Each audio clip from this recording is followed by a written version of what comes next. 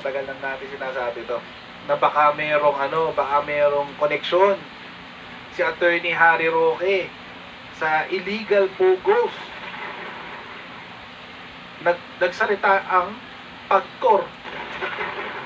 Nagsalita ang PAGCOR, guys. Siya daw, walang iba kundi siya ang padrino. Correct, di ba? Connect the dots lang. So, yun na nga. Nangyari. Anyway, si Padrino. Ayan na siya. Nagsalita na si PAGCOR. PAGCOR chair says Harry Roque help Porac Pogo Hub reapply for license. Uy, agoy, delikado. Impeach. Sabi, PAGCOR Chairman and CEO Alejandro Tenco on Wednesday named former presidential spokesperson Harry Roque as the one who helped the recently raided Pogo firm in Porac, Pampanga reapply for a license. Okay, so kung kayo po ay nasa US, UK, Canada, Italy, France, Spain, Ireland, and Belgium, may pwede kayong padala ng inyong mga remittances sa Pilipinas gamit ko ang Sendwave. Kung gagawin nyo lang ay download ang Sendwave app. Bahay na account, ilagay nyo ba ang account details nyo at pwede na magpadala sa GCash, Hashpay ka, at iba't ibang mga bangko sa Pilipinas. At kapag ginamit nyo ba ang promo code na Coach Jared, sa inyo po unang padala ay makakuha kayo ng karagdagang $20 free credit para pwede nyo ipadala sa inyong mga naman sa buhay. So, gano'n na si Sendwave for all of your remittances. Anyway, tuloy natin. Ito yung video. Yan. Panoorin natin ito, guys. Isa. Gusto ko lang pong sa pagkakataong ito ikwento yung nangyari sometime in July 2023 kung saan mga ikatlong linggo po yun ng Hulyo 2023 tumanggap po yung aking tanggapan ng tawag mula kay dating Secretary Harry Roque. Uy! Doon ay hinihingi po siya ng appointment sa akin. So, nung pong ika-26 ng Hulyo 2023 din, nagkaroon po ng pagkakataon na bimisita po sa aking tanggapan sa PAGCOR nung po'y nasa Ermita pa kami. Siya po'y nabigyan ng appointment at siya po'y dumating sa aking tanggapan. Kasama ko po noon na sa aking tanggapan ay si Attorney Jessa Fernandez na nandito rin naman. Siya po ang head ng OGLD. Dumating po si dating Secretary Harry Roque kasama po ang isang babae at ipinakilala po niya sa amin ni Attorney Jessa. Ang babaeng yun ay si Cassandra Leong. At sa kanya pong pagpapakilala sa amin ay sinabi po niya na may problema po na hinaharap si Binibining Cassandra Leong at ito ay nauukol sa kanyang pagbabayad ng lahat ng mga billing ng kumpanyang kinakatawan niya sa PAGCOR. So, tinanong ko po si Binibining Cassandra Ong kung ano ba yung problema. At ang sabi po niya, siya daw po ay nagtiwala sa kanilang authorized representative na nagngangalang Mr. Dennis Cunanan. At yun daw po 6 na buwan na dapat ibinabayad nilang Sorry. I hate to interrupt. Kasi may comment dito si Vancouver Jeff. Iba yan yung nabanggit sa Bamban Castro. Yes. Kaya nga merong theory na yung Bamban na Pogo Hub at saka yung sa Porac Pogo Hub magkapatid. Kasi yung incorporators ng Bamban at saka yung incorporators ng Lucky South 99 yung sa Porac, iisa lang. Tagal na yun yun yung isa sa mga unang-una nilang sinasabi. Nangyari dyan. Mga buwis sa PAG-4 ay binibigay niya kay Ginoong Cunanan para ibayad sa PAG-4. At bukod daw po doon sa mga buwan ng mga dapat bayaran sa PAG-4, ang sabi po ni Binibining Cassandra Ong ay may sinisingil pa raw ng mga additional fees na fines and penalties si Ginoong Dennis Cunanan sa kay Cassandra. So, ang kwento po niya, buwanan po, ibinibigay niya yung pera kay Ginoong Dennis Cunanan at pinaniniwalaan niya na yun ay ibinabayad sa PAG-4. Kaya nagulat daw sila nang magpadala po ng sulat ang tanggapan ni Attorney Jessa Fernandez sa kanila na nagsasabing meron silang arrears na 6 na buwan. Himigit kumulang po yun sa 500,000 dolyares, US dollars. Wow. So, sabi ni Cassandra sa aking naalala, Chairman, ang totoo po, habang tayo'y nag-uusap, meron na pong nagbabayad sa Land Bank of the Philippines sa account ng PAGCOR para po yung arrears na himigit kumulang sa 500,000 dolyares, US dollars, ay mabawasan.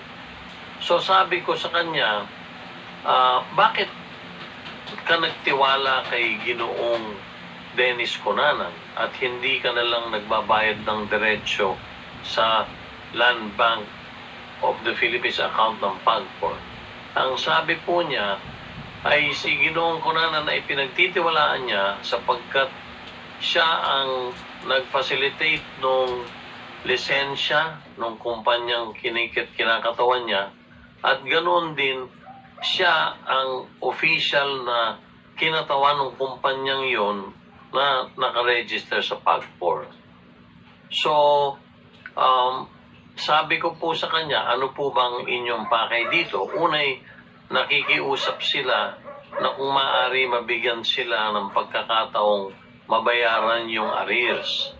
At inulit ko, sinabi niya, habang kami nagpupulong noon, meron na raw nagbabayad sa Land Bank ng portion lamang ng 500,000 dolyares. Bukod po doon, hinihiling po nila, dahil sa kami po ay nagbago na ng mga patakaran at ng struktura nung Hulyo, mag-i-expire po yung lisensyang in-issue nung nakarang board ng PAGCOR sometime po ng October 2023, dahilan sa kami ay nagbigay ng panibagong mga panuntunan or guidelines, gusto na nilang magpasa din ng reapplication. Okay. Chair, if I may interrupt, Opo. sa pagitan po nung Hulyo Opo. na nakipag-meeting sa inyo si dating Secretary Roque at kasama si Miss Cassandra Ong, Opo. at yung Oktubre na mag-e-expire yung lisensya nung... So magkasama pala. So si Harry Roque ang nag-facilitate ng meeting. Ulitin natin ha. Just in case hindi pa po nagsisink in. Si Harry Roque ang nag-facilitate ng meeting. Siya ho ha. Malinaw ho yan ha. At siya rin yung nagpaset ng meeting at nandoon din siya sa meeting. Okay. Para lang alam nating lahat yung ano. So imagine niyo na lang, may meeting na gano'n, nandun si Roque. Oo. Curiouser and curiouser. inilalakad niyang Pogo, nag-follow up ba si dating Secretary Roque sa inyo? Hindi po. Hindi po. At liliwanagin ko din, si Secretary Roque po ay nandun, hindi naman po siya pre-pressure, hindi naman po. Siya din lang po ay nakikiusap na kung maaari lang ay matulungan yung si Cassandra Ong.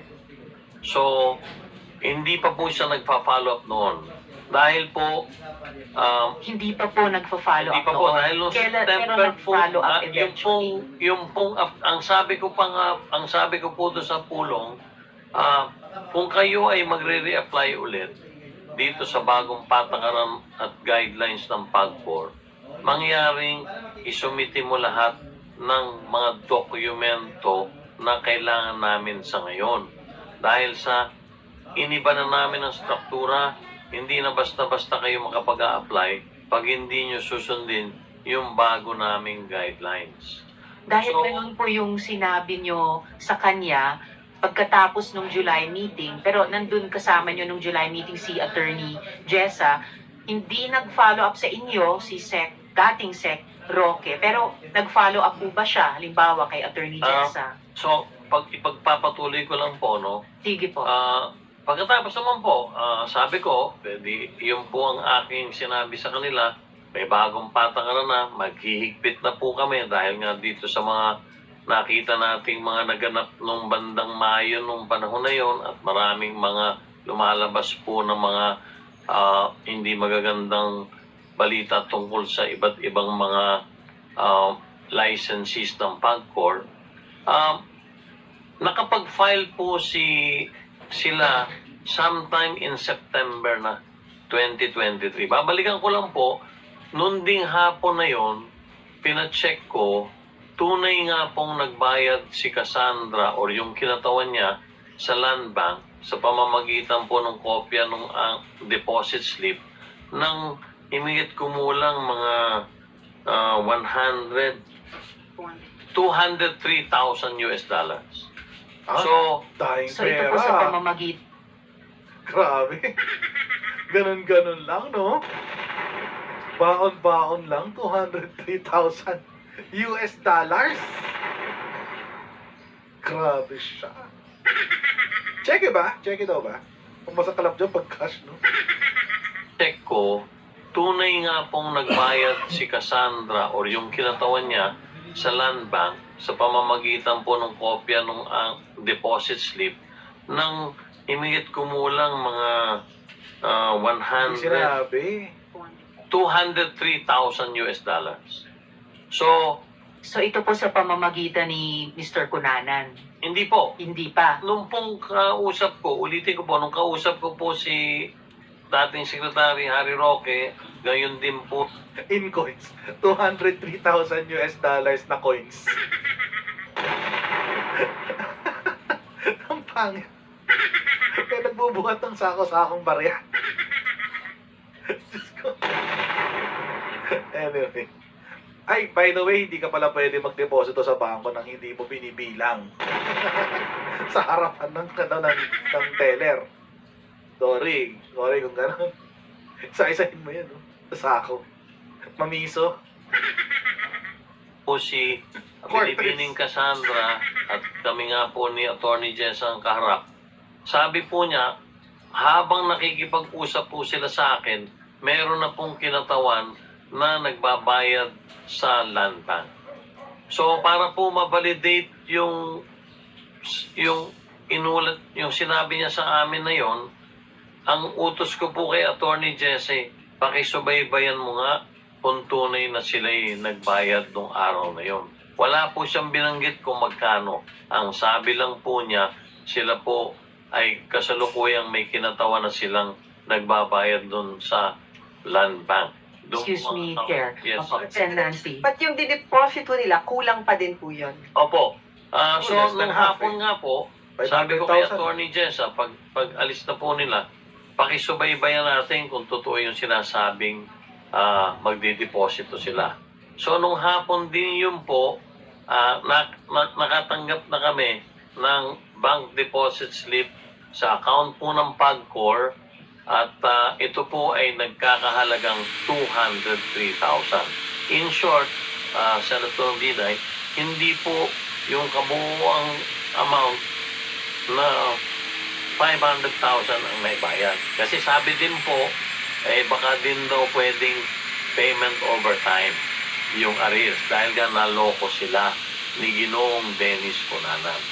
So, pagkatapos po noon, wala naman pong pakikipag-usap sa akin na si Attorney Harry Roque at nakapag-file po sila ng re-application noong September 2023. Okay. At doon po nakita na nung panahon ng nakarang administrasyon ng PAGCOR, ang lisensya po nila ay para sa 3,000 metro kwadrado lamang. Pero dito po sa re-application nila na natanggap po namin noong September 2023, 9,000 metro kwadrado na po ang ina-applyan nila. So triple na po sa original. 3 beses po doon sa original na napagkaloob sa kanilang lisensya ng PAGCOR nung panahon po nung nakarang administrasyon. 3,000 nung una, bigla So, naging 9,000. Doon po, prenoseso na po yung application nila. At marami po silang mga kulang na mga iba't ibang mga dokumento dahil nag-iigpit na po kami.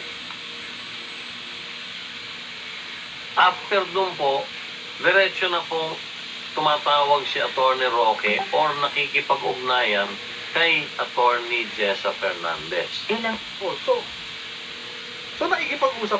So nagpa-facilitate talaga siya. Kung may ganun, tuloy nga. beses po tumawag si dating Sec Roque kay Attorney Jessa?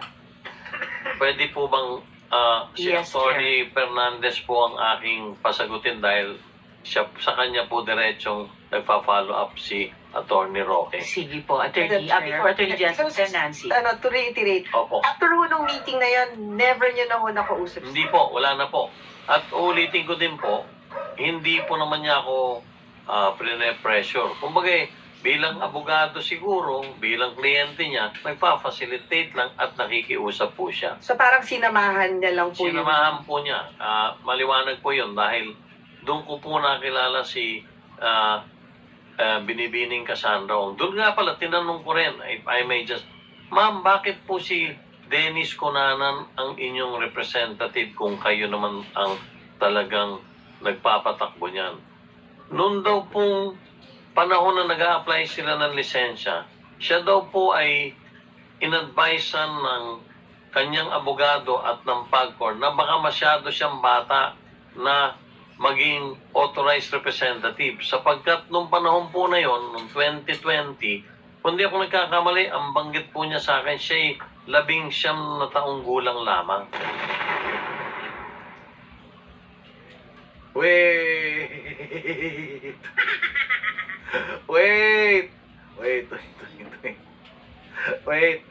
Wait lang. Hindi naman sa minamaliit natin ng mga kabataan. Pero mga Kojero, nung nag-file daw sila, nung unang application for Pogo license, 19 years old lang daw yung Cassandra Ong. Kakaligal lang niya. 19 years old. Incorporator na siya ng 6 billion peso worth na Pogo. There's something wrong. There's something wrong here. Ano niya mga Kojero, kahit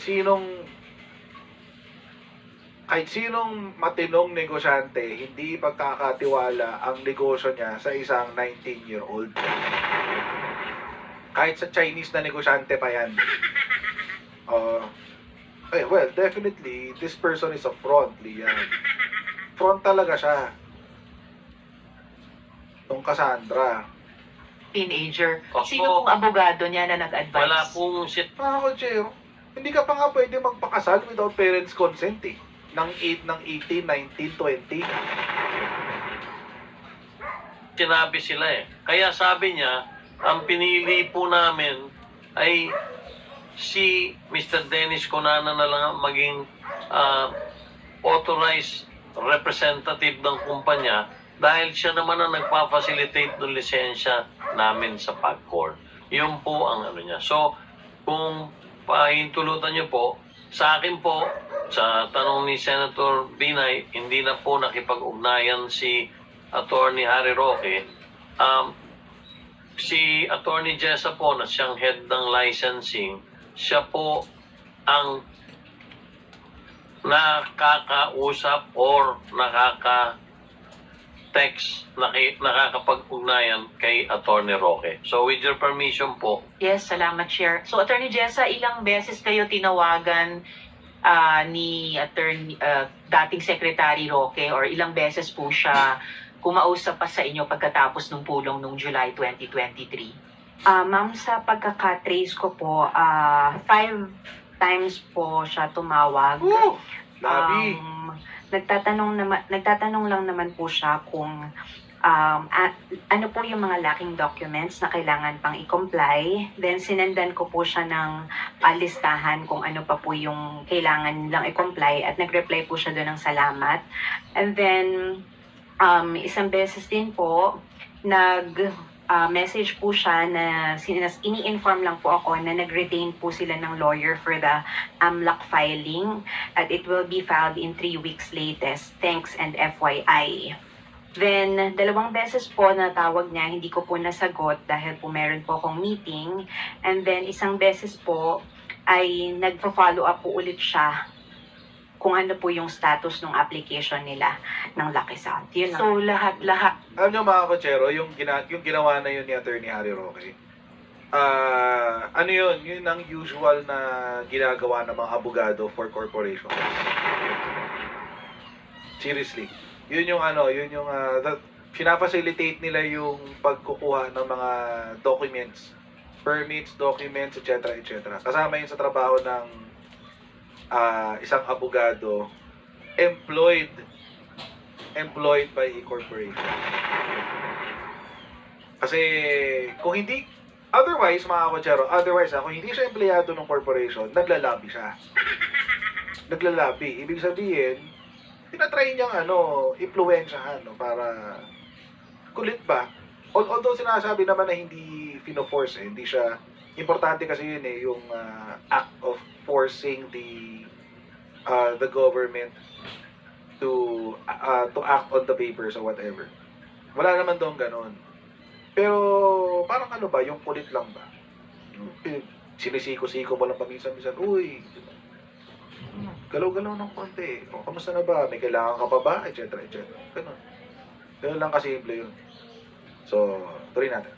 At po, Attorney Jessa, may isang text si dating Sec Roque, may 5 tawag na nakapag-usap kayo, plus 2 tawag na hindi nyo nasagot yung tawag nila, plus 1 follow-up pa. So lahat-lahat, 9 na beses siya, si dating Sec Roque, nag-follow up sa inyo.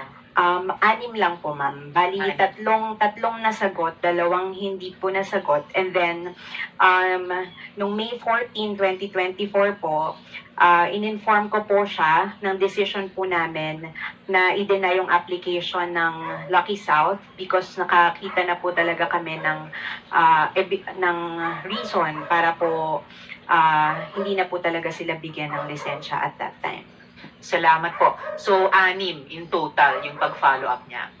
Kami pa rin. Usually, 3. Ano na yun par for the course na, pero doble pa doon, 6. So, Attorney Yes, Goldberg. Jessa, so ito po, na-load na po namin yung itong slide na ito. Ito po yung naka-flash ay official attachment sa application ng Lucky South 99. Tama po ba? Ito po yung attachment dun sa original application nila. Tama po, ma'am. Salamat. And nakikita po natin dito mga 3 level sa ilalim ng presidenteng si Julian Linsangan III. May kahon dito na ang legal nila ay si Attorney Harry Roque. Yes, before you answer your So, inform nyo through text, may sagot pa? Through phone call po yun. Ang sabi niya lang po, ganun ba, i-inform ko na lang po yung principals po niya. Okay, so and then walang face-to-face meeting. Principals? And on record, wala namang, hindi siya nagsabi na dapat bigyan nyo ng permit, walang ganong demand. As for me, ma'am, wala po talaga. Lagi lang po siyang please or thank you, ganun lang naman po. Sa akin din po, Yes, ganun, Chair Senator Tenko. Binay. Hindi po siya naman namimwersa. Nakikiusap po siya. At very light po naman ang mga conversation namin. Padrino. Ah, Padrino nga. Sabi nga niya, uulitin ko, sinamahan ko ito at agreed party daw nga. So wala akong Padrino nga. Pumapadrino nga si attorney. Tama. May ano nga siya. It's not as bad dun to sa, kasi kapag yung sinasabi ni Nancy Binay, ano yun eh, bordering graft and corruption na yun. So, feeling ko hindi naman gagawin yun ni Attorney Roque. Bakit? May lisensya pa siyang iniisip. Oo. So, hindi niya yun gagawin ng lantaran. Kung gagawin man niya. But I don't think he will do it. And yun din naman yung ginawa, di ba? Hindi naman daw sila pinilit, etc. But I think, siguro, ginamit niya yung kanyang pangalan. Siyempre, sikat na si Attorney Harry Roque. Sikat na yan. Tsaka alam naman natin na very prominent political individual si Attorney Harry Roque ng previous administration. So, alam natin na kahit pa paano, meron siyang konting hila. Pero yung ano niya kasi, yung hila niya is very soft. Hindi yung ikaka-cause ng isang offense. Well, of course, lawyer, alam naman niya siguro kung ano yung bawal sa hindi. Ang ano lang dito, mga kotsero, kaya nga sabi ko sa inyo, yung ginagawa niya kanina, or yung ginagawa pala ni Attorney Harry Roque na pagkokonekta, yung pag-follow up, etc. Yun po ang usual na trabaho ng isang abogado if they are employed by a corporation. Ito po ay empleyado ng isang corporation. Yun po talaga ang trabaho niya. Kung yun ang ginagawa niya, it gives this graph credibility. Na siya talaga yung lawyer or yung legal representative ng Lucky South. Bakit? Kasi ito yung sinumit ng Lucky South eh. Ayan o. Received dyan o. Ng PAGCOR. Sinumit itong dokumento na to mga kotsero, sinumit ito ng Lucky South sa PAGCOR. Si PAGCOR, ayan o, di-receive. Bakit? Siyempre, pag naman, ministerial yan eh. Pag nag-submit ka ng dokumento, kukunin ni PAGCOR, pag-aaralan niya, o receive, o yan, receive. Ito yung org chart. Org chart. Baka kasama yan dun sa Certificate of Incorporation nila. Yung org chart na yan. Kaya mga kotsero, tingnan nyo kaya sa akin, medyo weird yung denial ni Attorney Harry Roque. Medyo weird talaga. Sabi niya kasi, hindi daw siya legal counsel ng Pogo.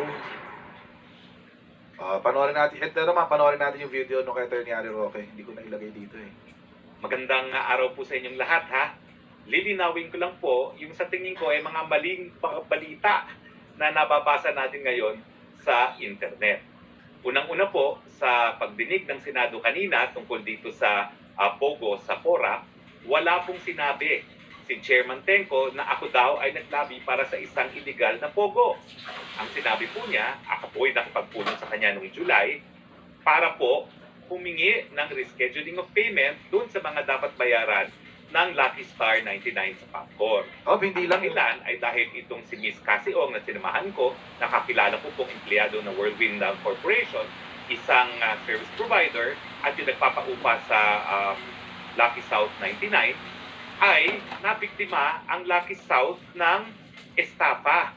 Yung pera na ibinigay sa kanilang representante sa PAGCOR, di umano, no, na si Dennis Cunanan, ay hindi pala nakarating sa PAGCOR. Kaya nagkaroon sila ng isang sulat galing sa PAGCOR na naniningil ang mga pagkakautang. Pero wait. Kasi Ong din ng may-ari ng Lucky South eh. Incorporator din siya ng Lucky South. So does that mean yung Whirlwind and yung Lucky South, sister company din? Ano sila? Subsidiary? Anong format? Anong klase silang, anong relationship meron? Ang weird. Anyway, tuloy natin. So yan po naman ay inamin ni Chairman Tenco at ni Attorney Jeza Fernandez. Wala pong napag-usapan tungkol sa lisensya kasi ang binanggit nga po ni Chairman Tenco doon ay kakalabas lang ng kanilang bagong guidelines para sa internet TV. So ang naging rekomendasyon lang ni Chairman Tenco ng mga panahon na yon ay dapat pagsumite ng lahat ng mga required documents, no, kung nais na mag-reapply ang Lucky South sa PAG-4. To which, Attorney Harry Roque, si Attorney Harry Roque mismo, nag-follow up siya 6 times. So, ibig sabihin, kasi parang sinasabi niya, ang involvement lang niya yung kauna-unahang meeting. Parang sinasabi niya, pinag-connect ko lang naman si Cassie Ong, tsaka si CEO si Chairman Tenco. Tapos wala na ako ibang involvement, yun lang. So, kulang yung kwento niya doon, ni Attorney Harry Roque. Ang sinabi niya kasi yun lang. Pero, nung sinabi nga na kung mag-a-apply kayo ng bagong lisensya, September 2023, ay October 2023 doon kasi mag-i-expire na. So, ayusin niyo yung mga papeles niyo. Di ba sinabi naman ni Attorney Harry Roque? Ang hindi pa niya sinasabi, sana sabihin niya pag-apply ko na ito, na nag-follow up siya multiple times para masigurado na makukuha yung lisensya. Kasi yun ang lobbying. Pero malinaw po ha, nung panahon ng pagmi-meeting namin ng July 2023, hindi po illegal ang Lucky South. Kaya hindi po pwede na ako'y naglabi sa isang illegal na pogo. Oh, see? Very tinan nyo Oh, tinan nyo Sinabi niya na noong July 2023, hindi pa illegal yung pogo. Bakit? Kasi meron pa silang lisensya. Mag-e-expire yung lisensya nila, October pa. So, ang depensa ni Attorney Harry Roque, hindi siya naglabi sa isang illegal na pogo. Take note ha, it is quantified. It is categorical yung pagkakasabi. Hindi siya naglabi para sa isang illegal na pogo. So, negative pregnant, the opposite is true. Naglabi siya sa legal na pogo during that time. Pero, naglabi ka pa rin.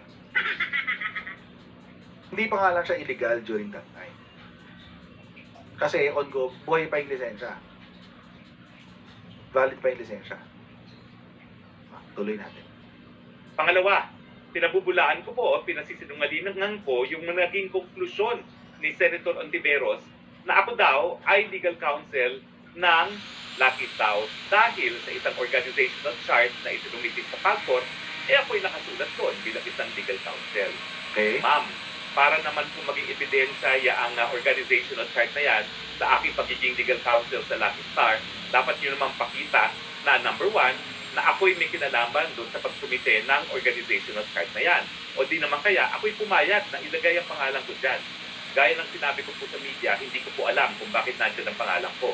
Dahil wala po akong kahit anong kinalaman sa pagsusumite ng mga dokumentong yan, dahil sa mula po, sinasabi ko naman, hindi ako ang abogado ng Lucky South pagdating sa kanyang mga lisensya. At never ako naging abogado ng Lucky South. Wait. Ginulo niya yung biglaing issue. Simplihan lang natin. Ang sinasabi ni Attorney Harry Roque, never siyang naging abogado ng Lucky South. Yun lang ang sinasabi. Never. Okay. Let's play the devil's advocate. Sabihin natin hindi talaga siya naging abogado ng Lucky South. So, ba't siya nagpa-follow? Bakit hindi niya tinuruan yung abogado ng Lucky South? Na ikaw, abogado ng Lucky South, sa lisensya, asikasuhin mo to. Hindi ko pwedeng galawin to kasi pang whirlwind lang ako. So, ba't siya yung nagpa-follow? That's my first point. Pangalawa, hindi porke hindi ho siya yung gumawa ng papeles ng dokumento, ibig sabihin hindi siya involved. Kasi pwede naman kasi na baka gusto niya sabihin wala kaming attorney-client relationship ng Lucky South 99. Yung medyo mas malinaw pa yun. Ibig sabihin, hindi ko kliyente si Lucky South. Pwede pa yun, mas malinaw yun. Anong problema? Ang tanong is, kung hindi mo kliyente si Lucky South, bakit ang iniisip ni Lucky South, ni kliyente mo sila? Kasi, mga kotsero, let's not forget, these are two different companies.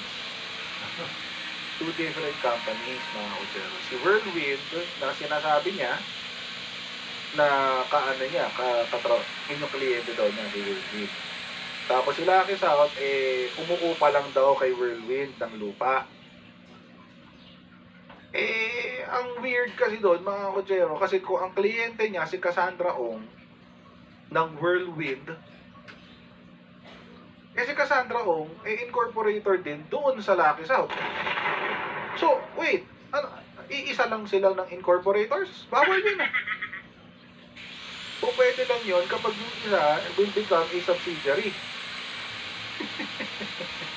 Baka kaya iniisip ng Lucky South na sila ay kliyente din ni Attorney Harry Roque kasi nga nag-share sila ng incorporators at share siguro ng board.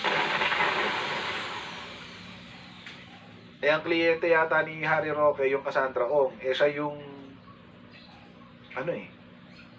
siya yung parang nag-share si Cassandra Ong ng Lucky South tsaka ng Whirlwind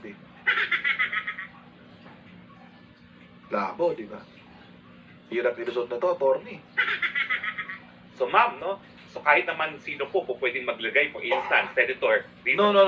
Sorry, attorney. I will not, hindi ko sasakyan yan. Bakit? Kasi mga kotsero, kung siya yung abogado Siya yung abogado ng Whirlwind. Malamang sa malamang, nakita niya tong graph na to. Chart pala na to. Or chart. Hindi ho siya nag-comment dito. Hindi ho niya tinanong si Cassandra Ong, Miss Cassandra Ong, bakit nandito ako sa legal ng Lucky South 99? Kasi ito yung isunumite sa PAGCOR Ayan ito yung sinubmit sa PAGCOR. Ibig sabihin, hindi alam ni Lucky South 99 na isasubmit nila to tapos si Harry Roque yung legal pero hindi talaga nila kinausap. So, biktima pa si Harry Roque? Nabiktima siya? Ng pogo? Parang it's too convenient. Sorry.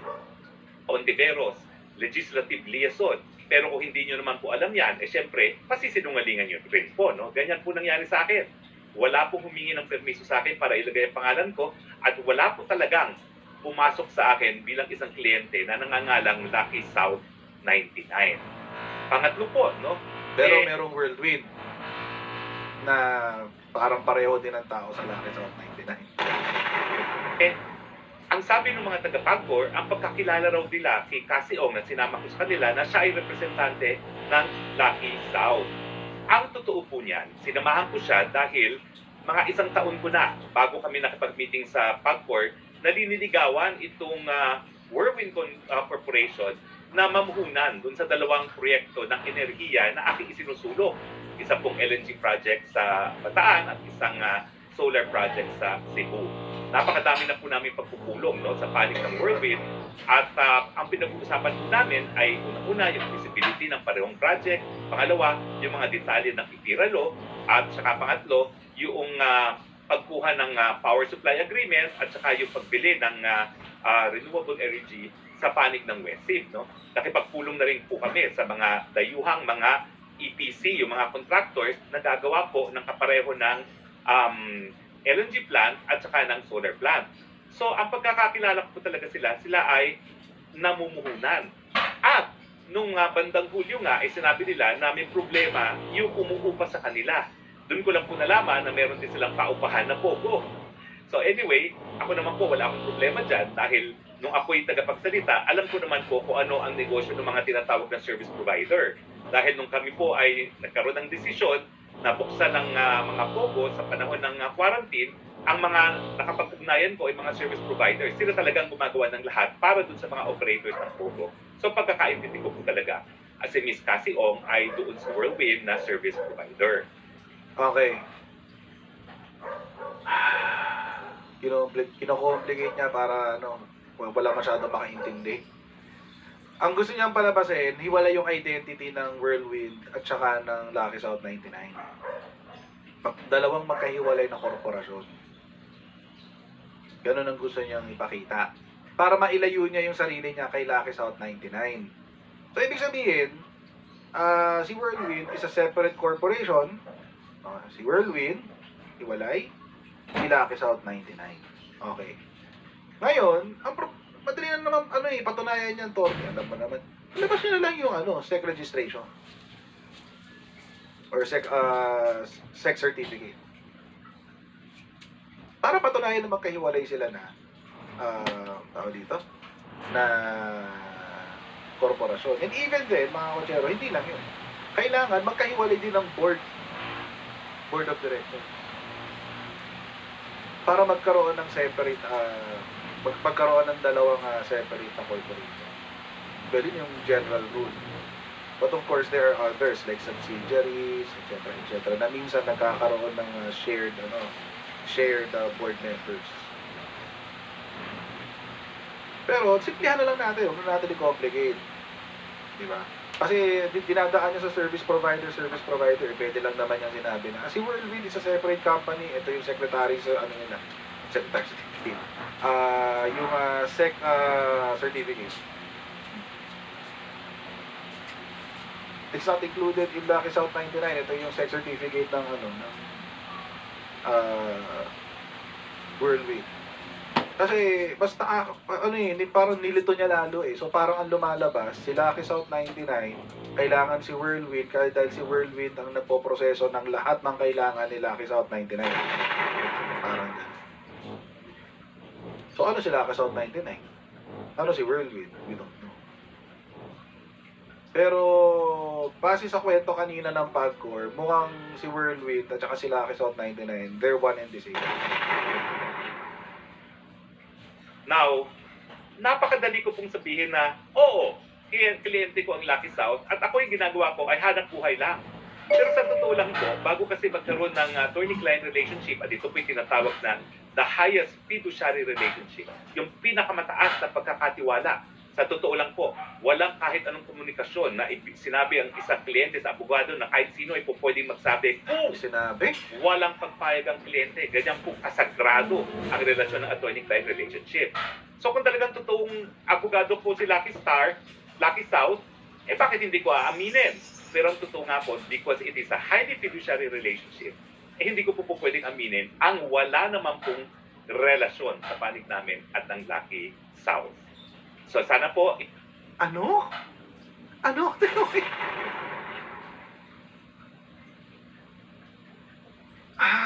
Ang gulo nung huli niyang sinabi na yun parang It's so weird. Wait.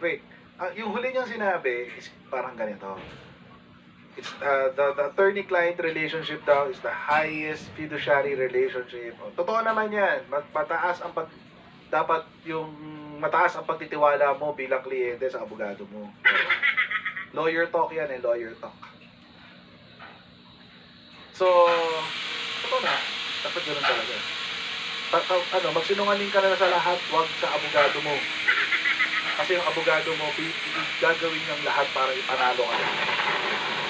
So, magsinungaling ka na sa lahat, wag lang sa abogado mo. Umamin ka, ibutura ng kasalanan mo, sabihin mo sa abogado mo. Kasi gagawin niyan lahat para ipanalo yung kasan. So, wag ka magsinungaling sa abogado. But, eto nga, dahil yung fiduciary relationship na yan, mga kajero, may kasama responsibilidad. Confidentiality naman. Confidentiality. Ngayon, does the confidentiality include identifying you as a client? No, it doesn't include that. Hindi kasama sa confidentiality yung isi-secret na abogado ko na. Hindi. Ang confidentiality is only on the details of what you discuss between you and the lawyer and the case. That's it. Hanggang doon lang. Pero yung sabihin na bawa, si Attorney Harry yung abogado ko. Kung sabihin ko sa buong mundo, si Attorney Harry Roque, abogado ko yan. Does it violate the fiduciary relationship? No, it doesn't.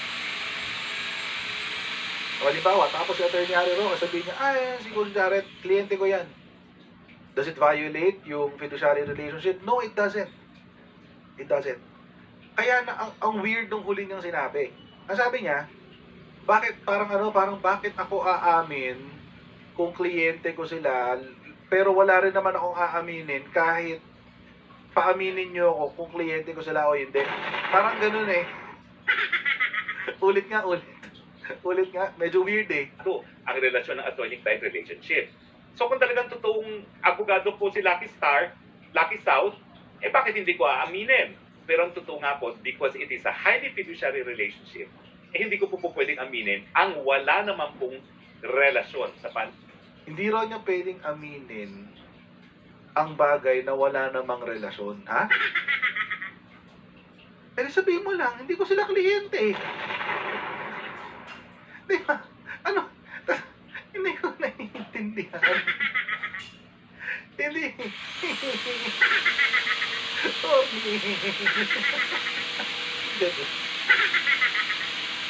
Hindi ko pwedeng aminin ang bagay na wala namang relasyon.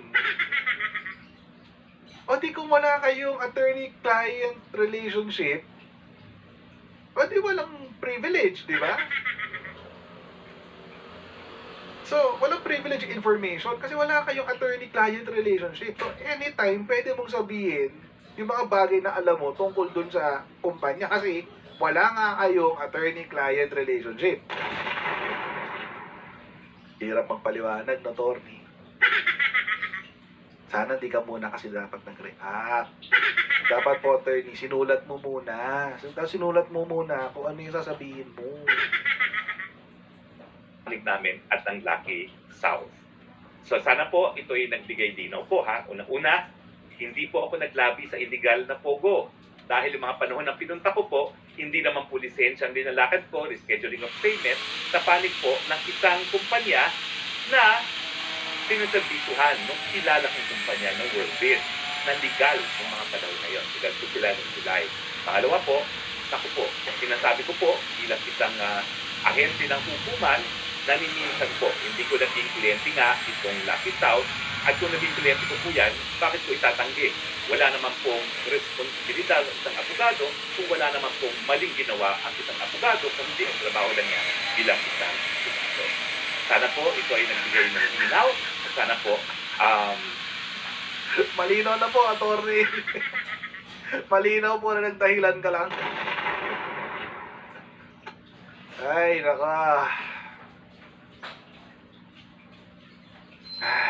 Anyway, consultant siya. Well, even then, legal consultant. They're still part of the organization. Legal consultant ka. Abogado ka pa rin nila. It's the same thing. I mean, so, Dorne, dapat tinulog mo muna eh. Dapat natulog ka muna. Dapat tinulog mo muna to eh. Tapos, ngayon ka na gumawa ng, kinabukasan pala ka na kakapal na gumawa ng statement. Dapat today. Yeah.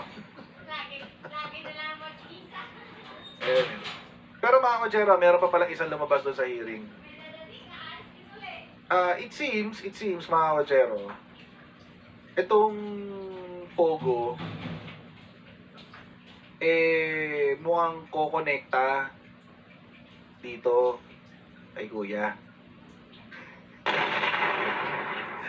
So yan. So mukha lang lumabas sa hearing kanina. Pakinggan niyo to bago natin tapusin yung live stream. Papakinggan niyo to.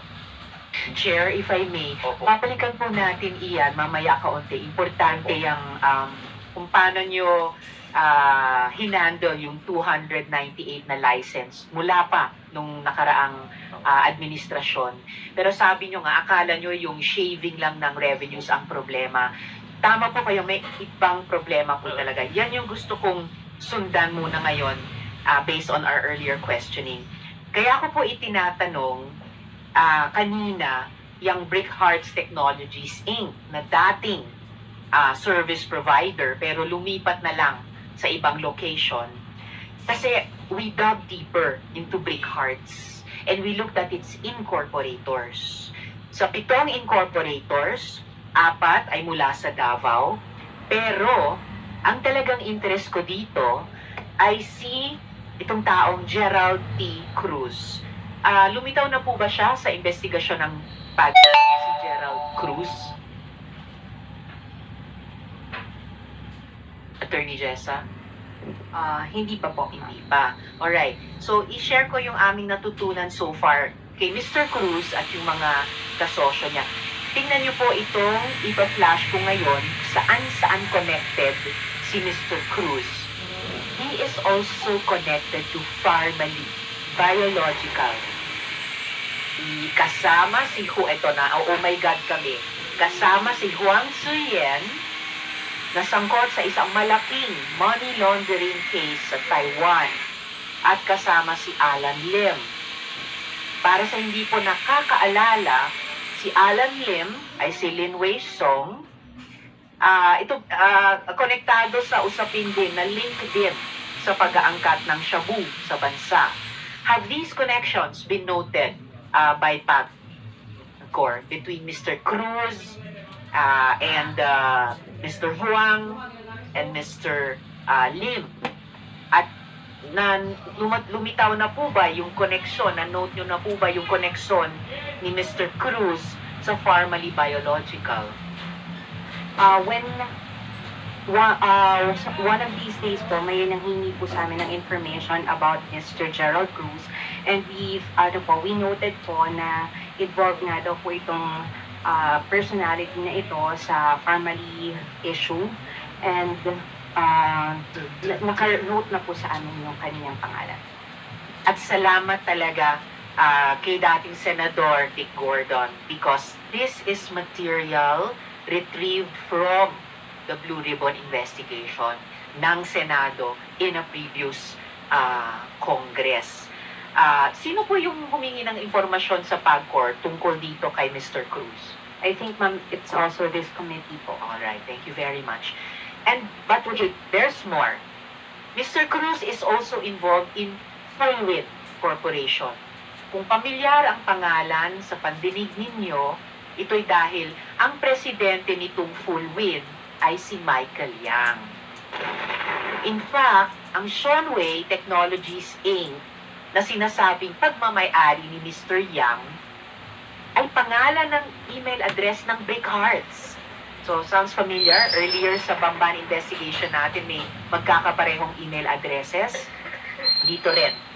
Ang Brick Hearts at ang Seanway Technologies Inc. parehong email address.